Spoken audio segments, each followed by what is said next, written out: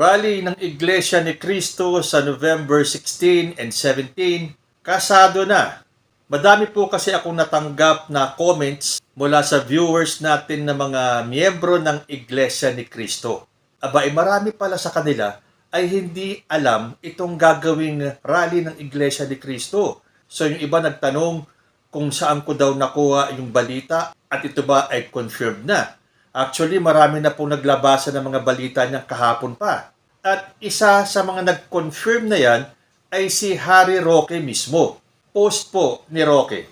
Confirmed ang rally ng Iglesia ni Cristo November 16 and 17.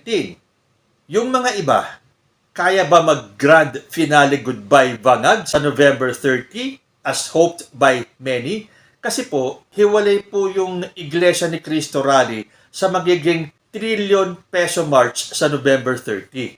At parang nang uudyok pa tong si Harry Roque. Gusto nyo kasing palabasin na itong rally ng Iglesia ni Cristo ay para pabagsakin or pag-resignin ang presidente nating si Bongbong Marcos. Kaya kung iintindihin niyo yung post ni Harry Roque, confirmed ang rally ng Iglesia ni Cristo November 16 and 17. Yung mga iba pertaining to the groups na magrarally sa November 30. Kaya ba mag-grand finale goodbye bangag sa November 30 as hoped by many? So anong ibig sabihin nitong si Harry Roque? Na yung rally ng Iglesia ni Cristo ay para hilingin na bumaba si Bongbong Marcos as president? Kasi ang parang gusto niyang tumbukin na yan ang magiging paksa ng rally ng Iglesia ni Cristo. Kaya ba ng ibang grupo yan na pag-goodbyein si Bangag sa November 30? So anong ibig sabihin nito?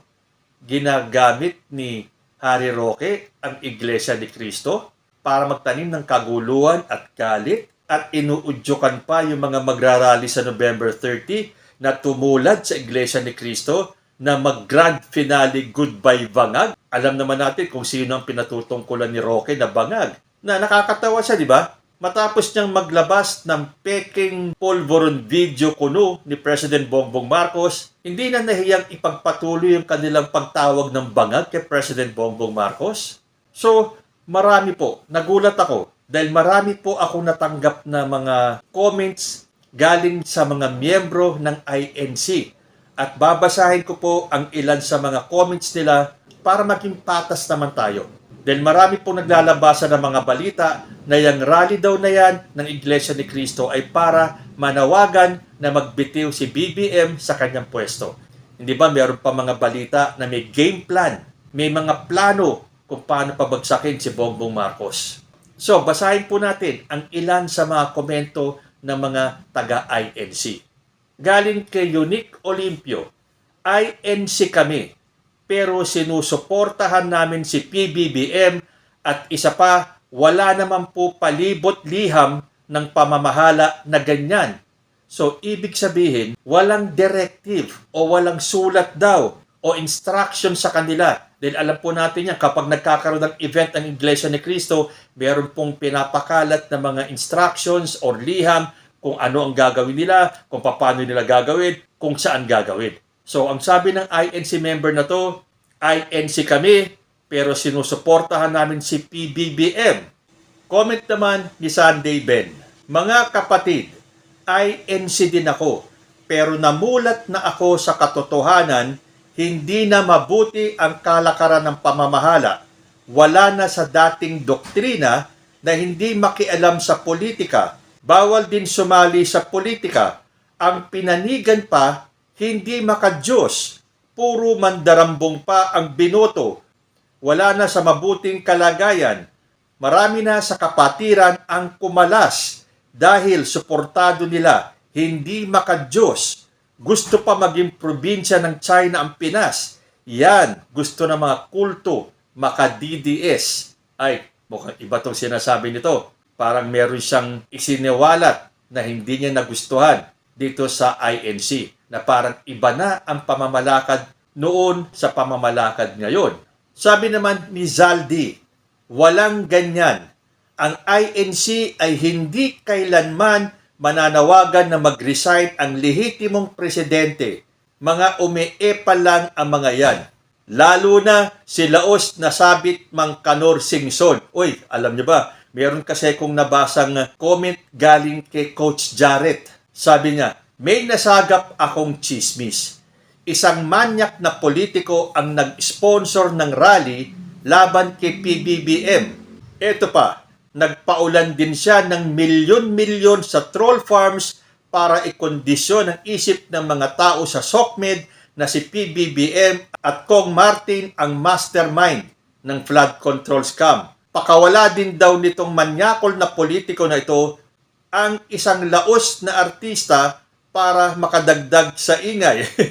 Alam po natin yan. Sa tingin ko, ang pinatutungkulan ni Jarrett dito, si Anjo Iliana, na umami na DDS na siya. Siyempre, alam niyo naman ang mga DDS, pare-pareho po ng ugali yan. Iisa po ang hulma nila, ang manira. So kung banatan niya ngayon si Tito Sen, bahala na si Anjo Iliana. Yun ang ginusto niya, maging DDS siya, fine.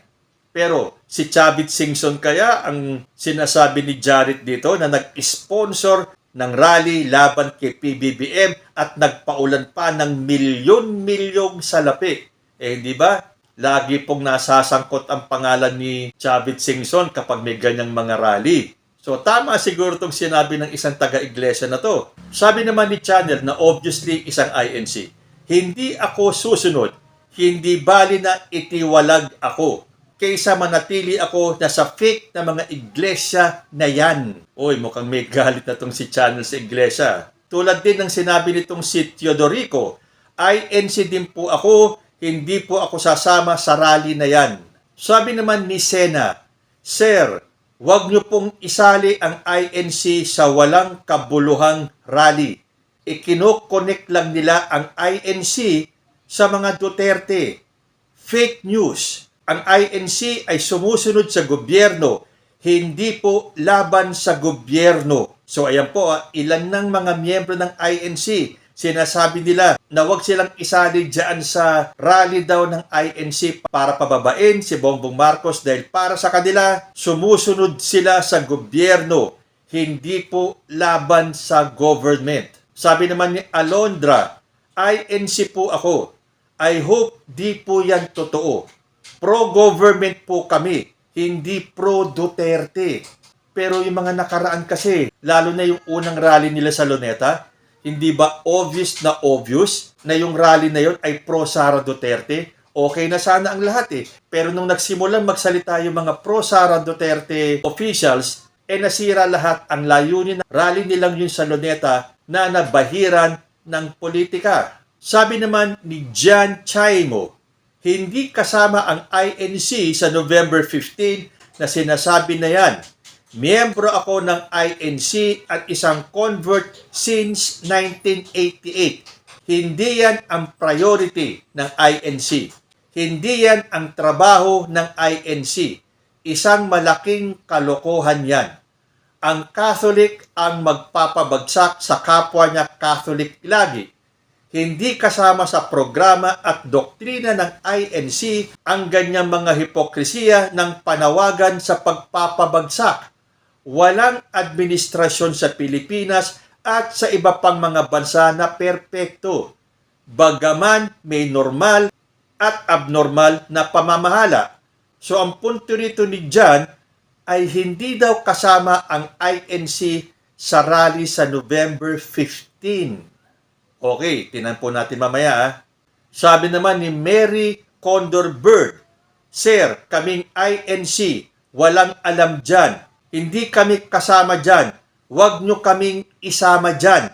So mukhang ito rin si Mary Condor ay hindi alam tungkol dyan sa rally sa November 15. Na parang sinigunduhan itong si Leonora nung sinabi niyang wala pang circular sa INC. Hindi totoo yan. Isa pang comment ni Alondra, inuulit ko po, hindi kami pro-Duterte. Nasa panig kami ng good governance lagi. Praying po na hindi totoo yan. Pero may isang comment na medyo kontra sa INC. Sabi ni Myla, with all due respect, INC don't believe in Jesus Christ. Ito, a few days ko lang nalaman sa totoo lang. So correct me if I'm wrong. Na sa INC daw, Ang tingin nila kay Jesus Christ ay simpleng tao lamang, normal na tao. Dahil ang kinikilala ng INC na last messenger ay si Manalo. Totoo po ba yon? Sabi naman ni Emilio, mali po information nyo. Hindi po rally para pababain si BBM ang gagawin ng INC. Sana magsiyasat muna kayo. Sinusubaybayan ko pa naman kayo. So malalaman po natin yan sa November 15, 16, and 17. So sana nga po mali yung informasyon na nakuha ko. Actually, yun yung isang binasihan kong informasyon ay galing kay Harry Roque na alam naman natin na mouthpiece ng mga Duterte. Dahil paano niya na-confirm itong magiging rally ng Iglesia ni Cristo na sinasabi ng ilang mga miyembro kung sila nga ay hindi pa nila alam dahil wala pa daw circular ang INC. Lihis muna tayo. Galing naman to sa isang pro-JIL o miyembro ng Jesus is Lord movement. Sabi ni PJ, fake news yan. Hindi makikisama ang JIL sa mga false cult tulad ng Iglesia ni Manalo at ang KOJC ni Kibolok, the appointed son of the devil. Ang JIL ay matinong church para sumama sa mga tiwaling church ni Manalo at Kibolok. Dahil hindi po ba ang balita ay sanib puwersa ang INC, ang JIL at ang KOJC? So meron pong umalmang miyembro ng JIL na obviously ay anti-INC at anti-KOJC. Ito naman, comment ni Munchbag. No, hindi lahat ng INC sang-ayon. INC ako, pero salungat ako. Walang ganyan dati ng panahon ni Ka Eranio and kaibigan ni Ka Eranio si Apo Lakay. Panoramic talaga. Hindi ko alam ang ibig sabihin niyang panoramic talaga or baka ito ay typo error lang. Dahil sabi niya, panoramic talaga si Marcobeta at sinasang-ayunan nila Eduardo, very wrong. So ito yung mga original siguro, mga members ng INC na nakikita nila ang kaibahan ng pamamalakad ni Eranio Manalo sa pamamalakad ngayon ng INC. Sabi naman ni Fermina, fake news, INC kami, wala kaming ganyan, suporta namin si BBM. Nako, dito po lumalabas na parang may conflict of interest So marami pong mga INC ang nagsasabi na sila ay sumusuporta sa gobyerno ni President Bongbong Marcos. Pero yung mga nakikita natin na nanggagaling kasi sa mga comments ng ibang ating mga netizens ay anti-BBM itong Iglesia ni Cristo. Dahil nakita naman po natin, again, inuulit ko, doon po sa nangyaring rally ng INC sa Luneta. Karamihan po sa atin, ang naging tingin natin sa rally na yon ay naging pro-Sara Duterte rally. So, panghuli, sabi ng isang J. Dilagya, sino ang source mo sa content mong ito? Fake news ka, Brad. So, wala pong fake news doon. Talaga pong magkakaroon ng rally sa November 15 and 16 dahil po humingi na ng permit ang Iglesia ni Cristo kay Mayor Joy Belmonte ng Quezon City. At nakasaad dun po sa permit ng INC na ang gaganaping rally ay magiging peaceful and orderly. At ang kanilang pakay ay accountability. Meaning, lumalaban din sila sa korupsyon, lalo na dito sa isiniwalat ni President Bongbong Marcos. So, ang ibig bang sabihin niyan, may mga DDS katulad ni Harry Roque na ginagamit ang rally ng INC para palabasin na ang buong sekta ng INC ay anti-BBM at gustong ibagsak o pag-resignin si President Bongbong Marcos sa kanilang darating na rally? Medyo nakakagulo na po, no? So malalaman natin sa November 15. So kung totoo itong isinaad ng Iglesia ni Cristo na ang kanilang rally ay magiging peaceful and orderly at ang hanap nila ay accountability, transparency, and what have you, laban sa korupsyon. So ayan, marami-rami din po tayong nabasang comment galing sa mga miyembro ng Iglesia ni Cristo. Siguro naman dun sa mga nagsabing wala pang circular ay maniniwala na kayo na meron pong gaganapin na rally ang INC. At doon sa mga naninira sa INC na gustong palabasin na itong rallying magaganap ay para hilingin ang pagbaba ni President Bongbong Marcos, malalaman po natin yan sa November 15, 16, and 17. Wala po bang mga pro-Duterte na magsasalita at hihilingin ang pagbaba ni President Bongbong Marcos? So kung ito ay magiging peaceful and orderly na rally ng Iglesia ni Cristo, mapapahiya po yung mga gustong sumama dyan sa INC rally na yan at hihilingin na pababain si President Bongbong Marcos at iyo po si Sara Duterte dahil dito na po sa permit ng INC, yan po ay magiging peaceful rally at hindi para pababain si President Bongbong Marcos. Na tulad ng marami nating nabasang comments ngayon na ang INC ay sumusuporta kung sino man ang nakaupo sa gobyerno at wala sa agenda nila ang pababain si President Bongbong Marcos. That we will find out sa November 15.